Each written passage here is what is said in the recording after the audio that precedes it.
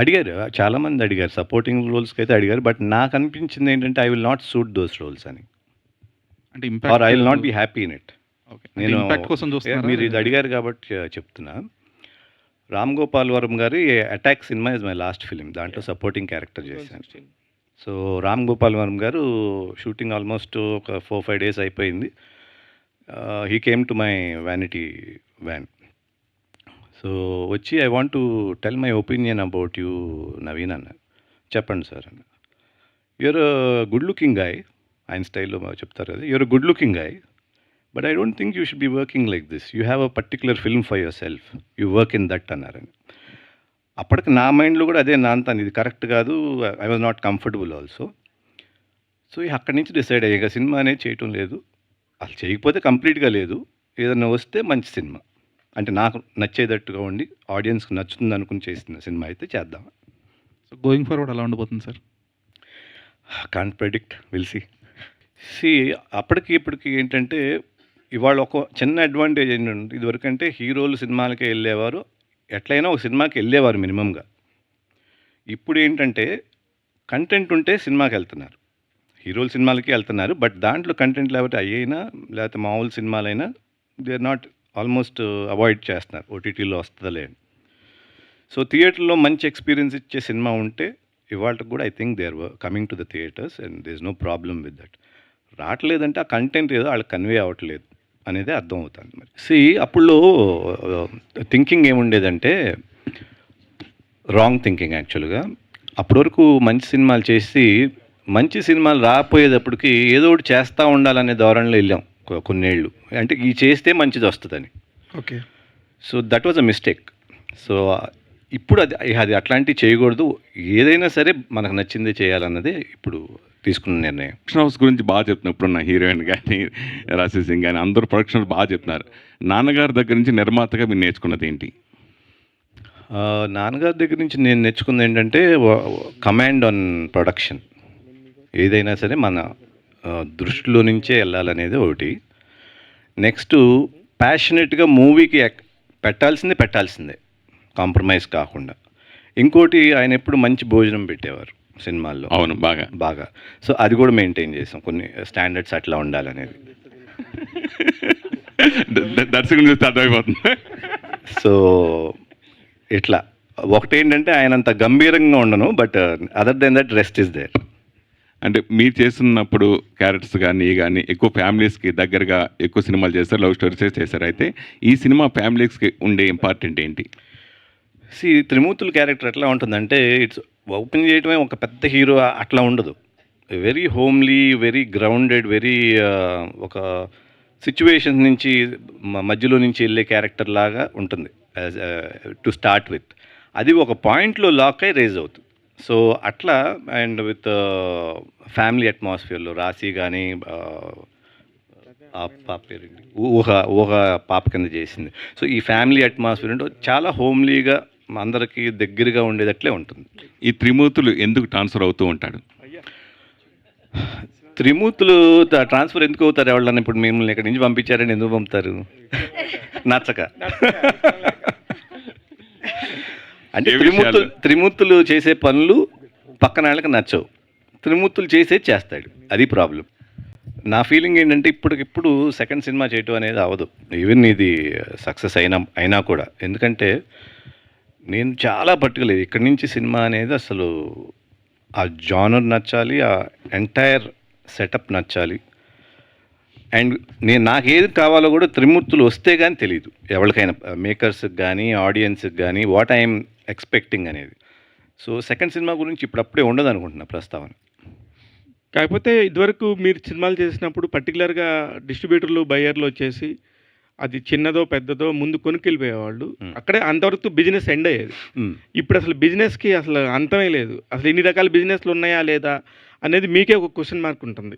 అలాంటి పరిస్థితుల్లో ఇప్పుడు ఇది మీరు ప్రొడ్యూస్ చేశారు కాబట్టి మిమ్మల్ని అడగొచ్చు, మీకు ఎంతవరకు ఇది కరెక్ట్గా జరుగుతుంది, వర్కౌట్ అవుతుంది అనుకుంటున్నారు? ఇప్పుడు మీరు అడిగిన ప్రశ్నకి, బిగినింగ్ మేము ప్రొడక్షన్ నాన్నగారు చేసినప్పుడు అప్పుడు డిస్ట్రిబ్యూషన్ తప్పితే బయర్స్ లేరు. If you remember Koratala Rudrayya అని, అవి ఓన్లీ కంటెంట్ బేస్డ్ మీద వెళ్ళి ఆడుతుంది తప్పితే మనకు ఊరికనే వచ్చి కొనేటాలు లేవు. కొనేటాలు ఆల్మోస్ట్ 80స్లో వచ్చింది. 80s, 85s ఆ టైంలో. అదొక ట్రెండ్ నడిచింది. మళ్ళీ అగైన్ బ్యాక్ టు దిస్. ఇది ఒక మార్పు అవుతానే ఉంటది ఇది. సో, ఎలా అంటే కంటెంట్‌తో ఎళ్తామే. ఇంక దానికంటే చేసేదేం లేదు గదా! ఆబ్వియస్‌గా డెఫినెట్‌లీ. ఇయన్నీ ఎక్స్‌పెక్టెడే. బట్ లక్కీగా 'జీ' అవ్వటం అనేది ఒక చిన్న ఇది. వడ్డీ నవీన్ గారు, యాహ్! 90స్‌లోనే మీరు చాలా మెమరబుల్ మూవీస్ చేశారు. ఆ! 'పెళ్లి', 'మనసిచ్చి చూడు' అట్లాగా. సో, అప్పుడున్న స్క్రిప్ట్స్‌కి, ఇప్పుడున్న స్క్రిప్ట్స్‌కి కొంచెం డిఫరెన్స్ ఉంటుంది కదా! హ్మ్. సో, మీ మైండ్ సెట్‌లో వచ్చిన డిఫరెన్సెస్ ఏంటి ఆ స్క్రిప్ట్ సెలక్షన్‌లో? స్క్రిప్ట్‌లంటే అప్పుడు నేను చేసిన స్క్రిప్ట్ కూడా అంత what to say routine scripts కూడా కాదు. 'మనసిచ్చి చూడు' గానీ, 'స్నేహితులు' గానీ, సెంట్రల్ పాయింట్ వచ్చేటప్పుడు కొంచెం డిఫరెంట్‌గానే 'పెళ్లి' సినిమా గానీ, సో ఇప్పటికి అట్లాగే ఉంది. స్క్రిప్ట్ వైజ్ చేంజెస్ రాలేదు. బట్ టోటల్ ఫ్యామిలీ అనేది ఒకటి తగ్గింది తప్పితే, లవ్ స్టోరీస్ ఇప్పుడు అట్లాగే ఉన్నాయి. యాక్షన్ ఫిల్మ్స్ అట్లాగే ఉన్నాయి. మేబీ టెక్నిక్ పెరిగింది. స్క్రీన్ ప్లే స్టైల్ పెరిగింది. సో, దాని ప్రకారం స్క్రీన్ ప్లే అడాప్ట్ చేసుకోవటమే ఈజ్ ద డిఫరెన్స్ అనుకుంటున్నాను. మీతో కెరీర్ స్టార్ట్ చేసిన చాలామంది యాక్టర్స్ ఇప్పుడు యాంటాగనిస్ట్‌గా ఒక పీక్ కెరియర్‌లో ఉన్నారు. సో, మీరు చాలా గ్యాప్ తీసుకున్నారు. సో, ఆ డిఫరెన్స్ మీరు ఎలా చూస్తారు వాళ్ళతో కంపేర్ చేసుకుంటే? ఇప్పుడు ఫర్ ఎగ్జాంపుల్ 'జగపతి బాబు' గారు ఉన్నారు. I don't think I can act like him. ఆ విలనీ రాదేమో అనిపిస్తది నాకు. సో, అట్లాంటి కొన్ని ఉన్నాయి. నాకు నేనేం చేయగలను, ఫిట్ అవుతానా లేదా అన్నది. కొంతమంది చేసినవి నేను చేయలేనేమో. సో, అట్లా నా నా నా వే ఆఫ్ ఇదిలో నేను వెళ్తున్నాను. ఓకే. మీ మీ మీ నచ్చిన మూవీస్‌లో ఏదైనా ఒక మూవీని ఇప్పుడు సీక్వెల్ చేయాలనుకుంటే ఏ మూవీ చేస్తారు? నా సినిమాలా? మీ సినిమాలో? నా సినిమాల్లో 'స్నేహితులు', 'మనసిచ్చి చూడు', ఓకే సార్. 'నా ఊపిరి'. ఓకే. థ్యాంక్ యూ అండి.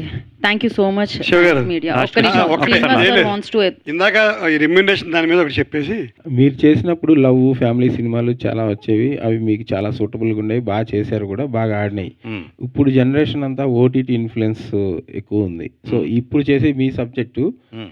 మీకు ఎలా కన్విన్సింగ్ ఉంది? మీరు కూడా ఓటీటీ బాగా చూస్తూనే ఉంటారు కదా రీసెంట్గా వస్తున్న ఫిలిమ్స్. ఓటీటీలో చూస్తున్నారు. బట్ థియేటర్ ఎక్స్పీరియన్స్ బాగుంటే కనుక థియేటర్లో కూడా చూస్తున్నారు. సో దేర్ ఇస్ నో, నేను అబ్జర్వ్ చేసింది ఏంటంటే ఆల్మోస్ట్ ఇన్ని years of I'm keen observe సినిమాలు ఎట్లా జరుగుతుంది.